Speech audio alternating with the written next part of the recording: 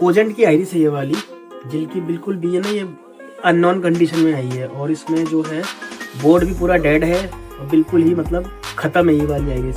But ये Shyam infotech solution जो है आपको प्रॉपर पूरी गारंटी के साथ में ठीक करके देगा, चाहे वो डिवाइस अननोन में आए या बिल्कुल डेड हो जाए, या आपकी आइरिस अगर कोजेंट वाली हीट हो रही है, उसका भी सॉल्यूशन श्याम इन्फोटेक सॉल्यूशन के पास है। कोई भी आधार की मशीन हो रिपेयर करवाना है तो only for Shyam infotech solution, जो कि दिल्ली में लोकेटेड है, नागलोई मेट्रो से वॉकिंग डिस्टेंस है 5 मिनट का, किराड़ी चौक, आरसी प्लाजा।